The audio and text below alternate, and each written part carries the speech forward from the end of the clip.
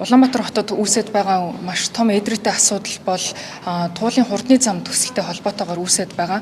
Энэ туулын хурдны зам төсөлтэй холбоотойгоор иргэд, иргэний нийгмийн маш олон байгууллагууд болон улс төрийн намууд ч гэсэн энэ туулын хурдны зам төслийн техник эдийн засгийн үндэслэл нь тодорхойгүй байна. Байгаль орчны үнэлгээ нь өөрөө бүрэн гүйцэд гараагүй байна. Гэх мэт шаардлагуудыг тавьж тухайн төслийг эхлүүлэхгүйгээр бүрэн дүүрэн зогсоох ёстой гэдэг шаардлагыг удаа бол тавьж явсан. За ингээд өчигдөр бол Монгол Улсын ерөнхий сайд учрал тухайн төслийг түр хугацаанд бол зогсоосон байгаа. Үндсэндээ бол маш олон иргэдийн маань тууштай тэмцлийн үр дүнд энэ шаардлагууд маань арчилсан намын бүлгээс ч гэсэн бид бүхэн Монгол Улсын ерөнхий сайд учралд шаардлага хөрвүүлж тухайн төслийг бүр мөсөн зогсоох ёстой гэдэг байр суурийг бол гаргаад байгаа. Тэгээд энэ дээрээ ч гэсэн арчилсан намын бүлэг бол бас хатуу зогсож байгаа. За үндсэндээ бол Улаанбаатар хотын төвчрлийг 30-аас 34% бууруулах зорилготой энэ төсөл маань бол 2025 оны 4 сарын 11-нд бол нийслэлийн иргэдийн урлын төлөөлөгчдийн хурлаар 2.3 их найд болгож тухайн төслийн өртгийг бол нэмэгдсэн байгаа. Тэн дээр бол техник эдийн засгийн үндэслэл нь бол тодорхойгүй байж байгаа. Мөн түүнчлэн байгаль орчны үнэлгээний асуудал нь өнөөдрийг хүртэл маргаан дагуулсан хിവэр байгаа. За ингээд газар чөлөөлөл болон шилжүүлэлттэй холбоотой төсөл хэрэгжүүлэгч нь маань өөрөө трассыг 13 удаа өөрчилсөн гэх мэт маш олон тодорхойгүй зүйлсүүд бол энэ төсөлтөд уялдан гарсан.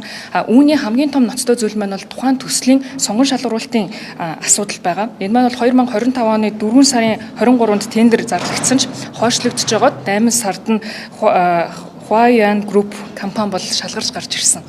За ингээд энэ төсөл олон нийтийн хилцүүлэг хийлгүүгээр ямар гэрээ байгуулан тухайн аж ахуй нэгж компаниуд нь ямар тендерийн зарчмаар ямар шалгуур хангаж үүнд шалгарсан бэ гэдгийг тодорхойгүй байхад үндсэндээ бол энэ хавраас бүтээн байгуулалтын ажил эхэлсэн байгаа. За ингээд энэ бүтээн байгуулалтын ажил эхэлж явснаас хойш бол иргэд тууштай тэмцэж эхэлсэн. За ингээд өнөөдрийг хүртэл тухайн төсөлтэй холбоотой ямар ч эцсийн шатны шийдвэр гараагүй байхад хэдэн төгрөгийн зардал гарчих ба төлөвлөлт болон урьдчилан өгсөн төсөв хэдэн төгрөг байгаа вэ? Мөн тухайн газар шорооны ажил болон тухайн байгаль орчин нөхөн сэргээхтэй холбоотой үүсчихэд байгаа хохирлыг барагдуулахдаа хэдий хэр хэмжээний хохирол үүссэн түүнийг хэрхэн барагдуулах вэ гэдэг асуулт бол нээлттэй хിവэр байна. За ингээд үндсэндээ бол бид бүхний дараагийн шаардлага маань бол хин нэгэн дарга захиргааны албан тушаалтныг бол ажилласан чөлөөдлөлүүд энэ асуудал шийдэгдэн гэвэл үгүй. Өнөөдрийн байдлаар бид бүхэнд мэдэгдэж байгаа 500 гаруй тэрбум төгрөг маань бол бид бүхний урьдчилсан төлбөр гэдгээр нь энэ туулын хурдны зам төсөл рүү бол орчихсон. Тэгэхээр тухайн төсөл ямар гэрээний шатан дээр ямар гэрээ байгуулж ажлын даалгаврын дагуу энэ мөнгө шилжсэн бэ? Ямар хүний данс руу орсон бэ? Ямар үе шаттайгаар хэрэгжих вэ гэдэг тэр гэрээ өөрөө нийтэд ил тод биш байгаад байна. Мөн түүнчлэн тухайн гэрээн дээр хэрвээ энэ асуудал маань даймжраад тухайн төслийг зогсооё. Бид бүхэн энэ төслийг цаашид үргэлжлүүлэхгүй вэ гэд тэгэхэд тухайн маргааныг хэрхэн яаж шийдвэрлэх вэ гэдэг тал дээр тухайн гэрээн дээр яаж заасан гэдэг асуудлууд маань бол олон нийтэд нээлттэй ил тод биш байгаа. Тэр утгаараа бид бүхэн маань хамгийн түрүүнд энэ гэрээнүүдийг нээлттэй ил тод болгох ёстой.